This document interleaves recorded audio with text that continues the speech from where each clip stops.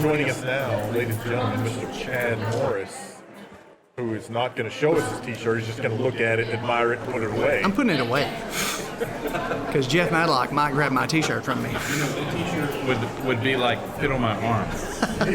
I don't know, not nowadays. I nowadays. do know that in certain circumstances, you would give the shirt off your back. He'll just take it. Sure. He'll just take it. Anything for the Madlock.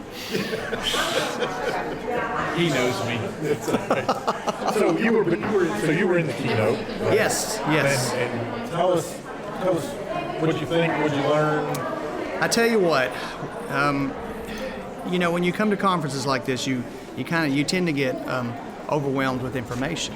And you sit there in your conference and you go, oh, I can't wait to get to my classroom and implement this. And from our pre-conferences yesterday, I was the same way. But every once in a while, you hear a keynote that gives you something that just sticks with you. And one of the best things that I'll take away from that one is he spoke about how in education we have a tendency to implement technology in a classroom that has already been out for 6 years, and we call it the new thing in education. And by the time we take this new thing to us in education, the kids were like, I did that when I was 3. and so he really pressed the option, the notion of, hey, if you see something going down now, if your kids are really into something now, take that, use it in the classroom, put that. Relevance, connectability, that's the main things he pushed, and that's just one of those things that I'll take with me from this, that beckoning call. Hey, did he talk about killing creativity in the classroom? Hey, he sure did. He sure did that with that.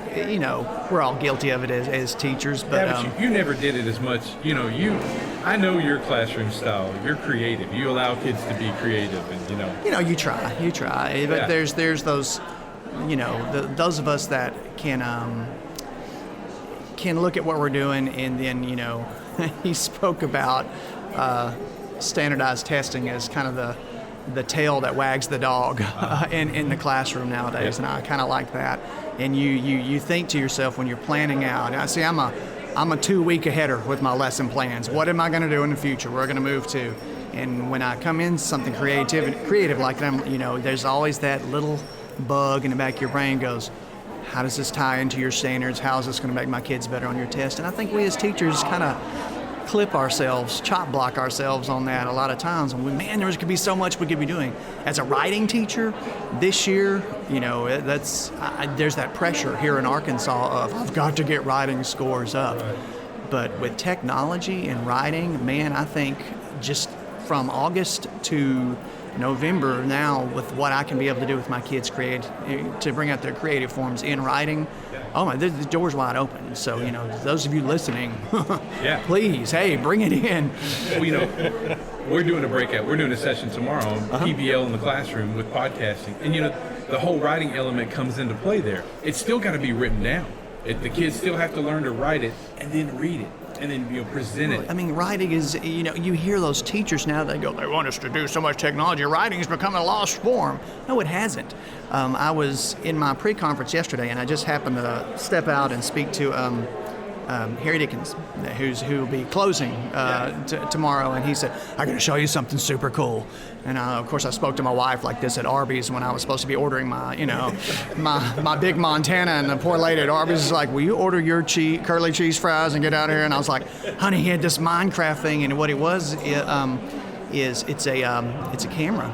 It's a digital camera, and you can do your stop motion animation, and you can buy a Minecraft kit to go with it. Yeah. The majority of your teachers that have been in the classroom forever, like myself, would look at that and go, oh, that's where's the place in that? But if you look at that, think of the writing that can be brought in with this stop motion animation, with a Minecraft program that your kids could write out the scenes. I mean, there's storyboarding, there's dialogue, there's all this different stuff that you're just like, oh my gosh, why couldn't we put that in there?